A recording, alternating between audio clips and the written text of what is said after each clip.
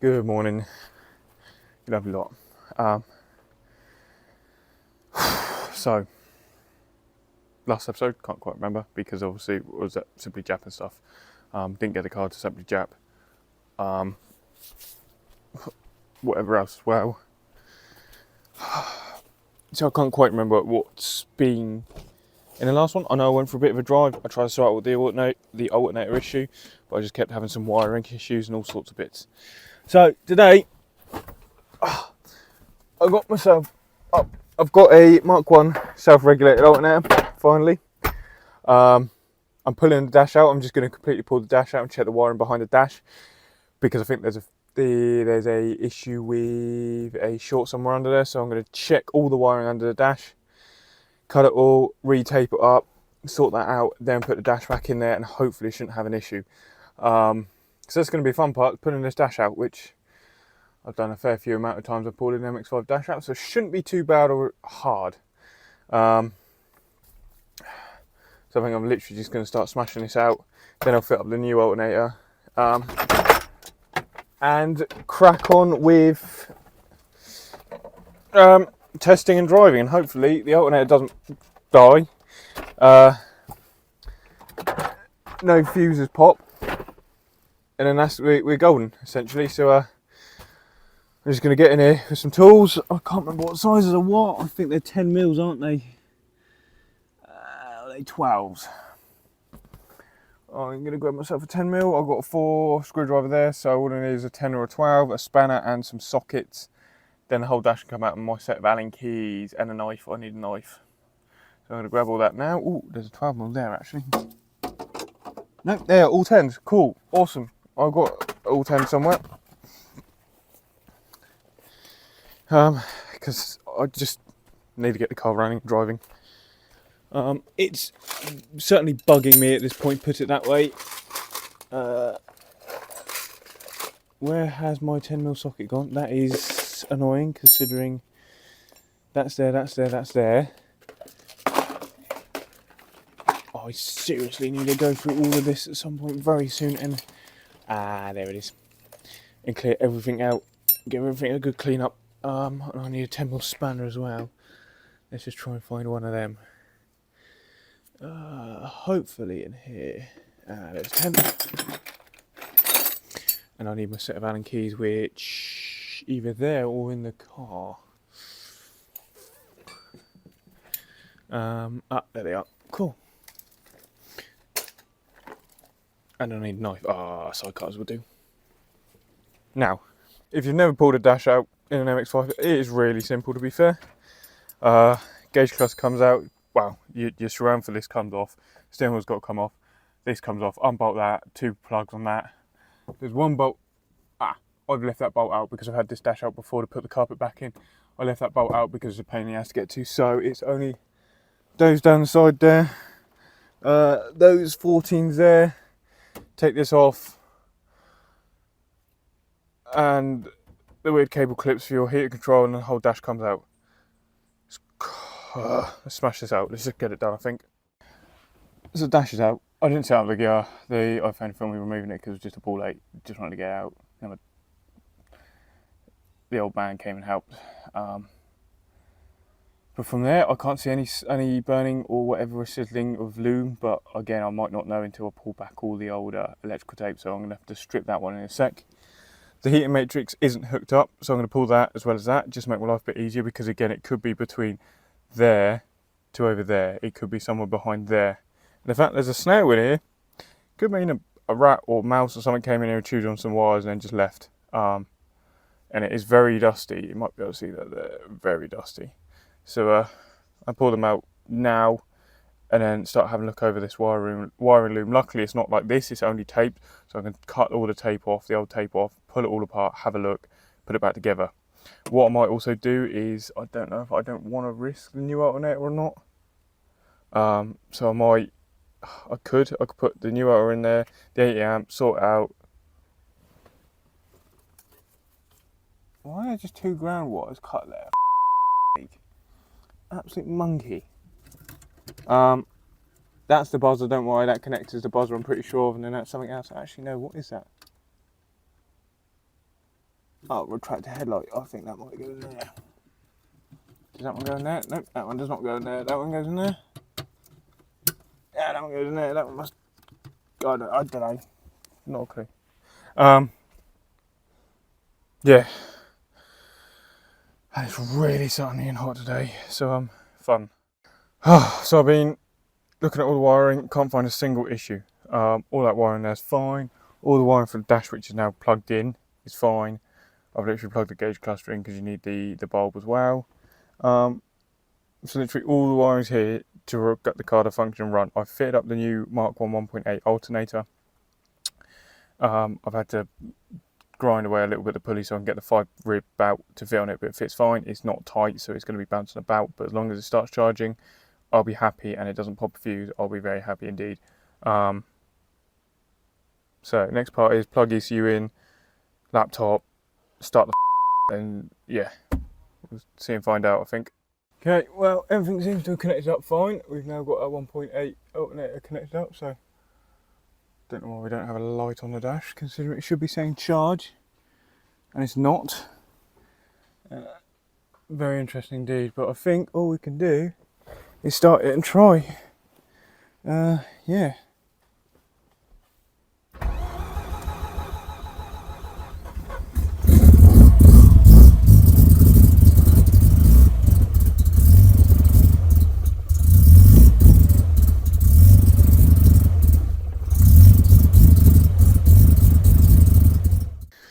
Okay, so I've been very hit and miss with the video today.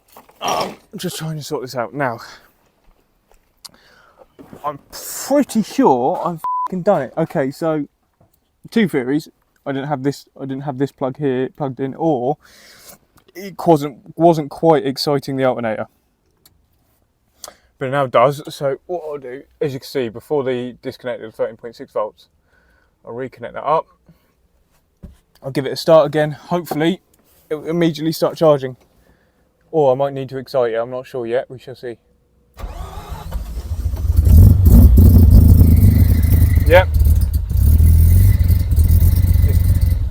It's charging, fucking sweet. I'm gonna leave it at that. It started charging, as you can hear, the alternator didn't like it because the alternator is literally just floating here as it is. It's a 1.8 pulley.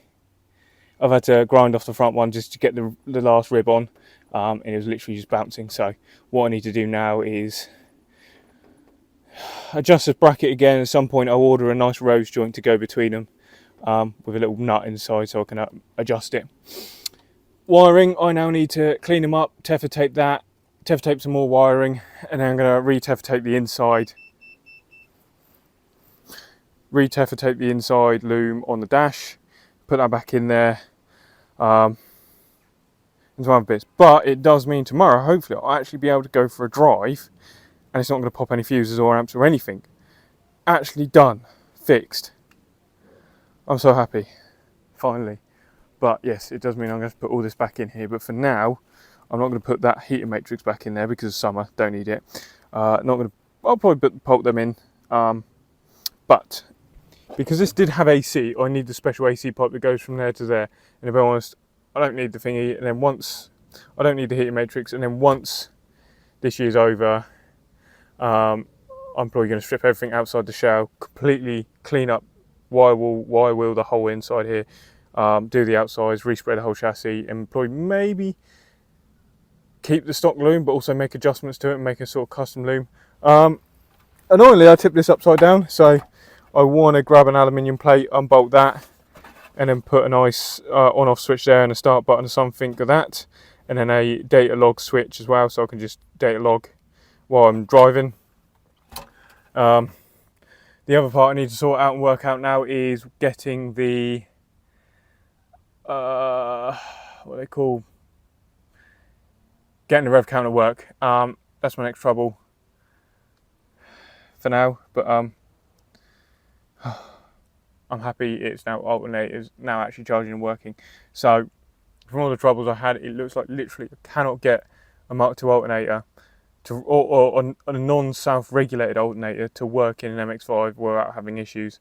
Obviously it's not been run long enough and driven So might have to find that out tomorrow. I might just literally put the steering wheel in here, rest the clock somewhere else, and then just go for a drive up and down the road. If I don't have issues, doesn't pop or anything, or the alternator stops charging, happy days. I'll continue. Oh, morning. So back at the car. Hopefully, after some of the wiring I did yesterday, I stripped the loom, got the dash out, checked everything. Obviously the alternator's in, no issues there at all. It's going to be a pain in the ass. So basically, I'm not even going to unlock the other door yet until I put the phone down. Alternator's fitted up, no running issues, not I know of at the moment. After putting all the dash out and checking all the loom there as well. So all of that I've got to tape back up again. The dash loom I've got to tether tape or tape up again and zip tie that back in the dash, put the dash back in, but that shouldn't take too long to be fair. Only a half hour or so, 20 minutes, half hour. And then I'm going to clean up some of the wiring in the engine bay and hopefully we'll go for a little drive and the alternator won't pop. Okay, so I've almost finished this. I'm going to show you in a sec then. Tom's with me. He's actually going to cheer and have a hand. I'll show you what I've done with the wiring in a sec, and then I'm going to start the car up. Tom's going to hold it so we get some nice exhaust noises. And hopefully the alternator remains charging and all this setup,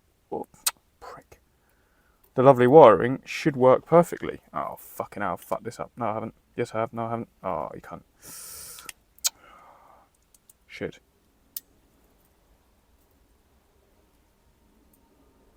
Oh, you wanker.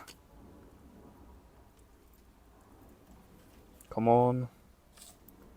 In you go. There. Sweet.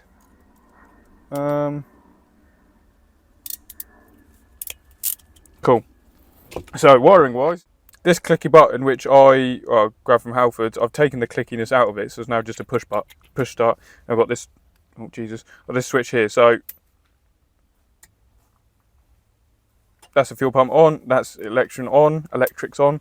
Then I've kept the kill switch, just get them together.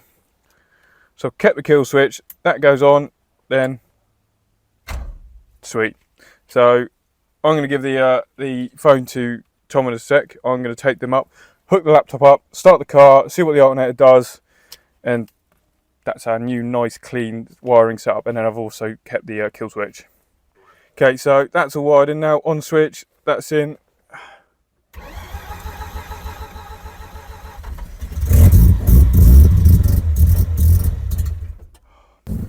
Okay, so it's now charging, but what I've had to do is, for some weird reason, this exciting wire, this wire here that excites the fucking thingy, isn't doing it. It might be because I don't have half the dash in there or not, but yeah. So the next thing is now clean up this wiring, get the alternator sit about there, but otherwise it's idling, it's charging, I've got no issues with anything yet popping, and it's idling lovely at a nice, what, 12 and a half, 13 AFRs, charging about 13.7ish. So the alternator could do replacing at some point, but it's a healthy alternator. It should be about 14, but I'm not too fussed with that. And obviously it's brapping away nicely. Woo! She's now back in. Not fully, obviously missing the glove box and the centre stuff here. But there is now my on switch and push start. I need to put one other switch in there because that one doesn't fully completely turn off the whole system. I did find the short actually. The short was under here with one wire or two wires that had been cut for the window regulator and a 12 volts. So I think that was grounding out and what was popping the 80 amp fuse. Fucking flies. Otherwise that's now neatened up now. That's all that just needs tucking up. I've got the kill switch hidden there which I can hide it somewhere. The wiring for the alternator I've just taped up and tucked out the way for now.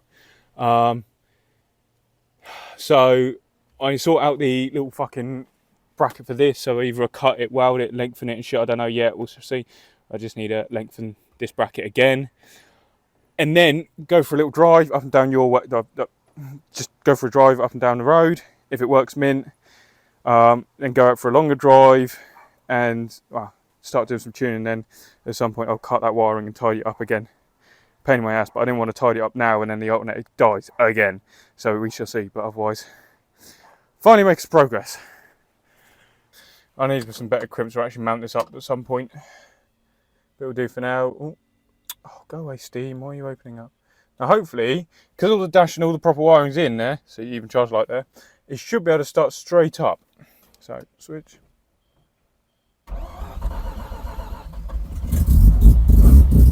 And straight into charging. Oh.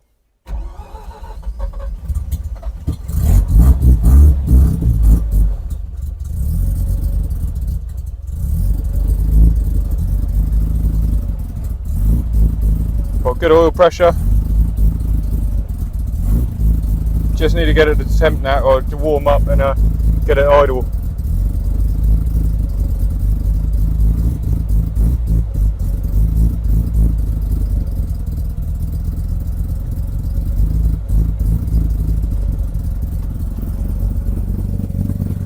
There we go.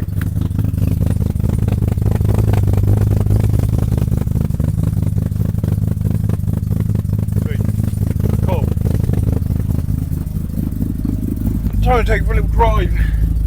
So I'll see you in a little bit, probably do a bit of logging. Either Tom will be filming or I don't know, we'll see where it takes us really at the moment. Sweet. And now I thought, you know what, let's just try the launch control. So I'm gonna, we've still got enough fuel as it is at the moment, so yeah.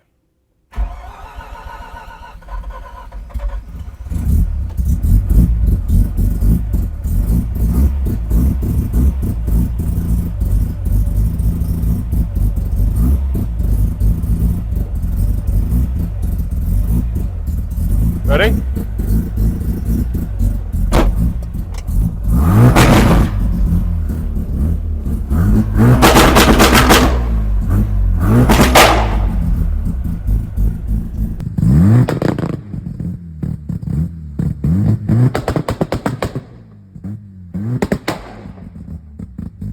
So I haven't got my microphone on me. Obviously, good little test drive.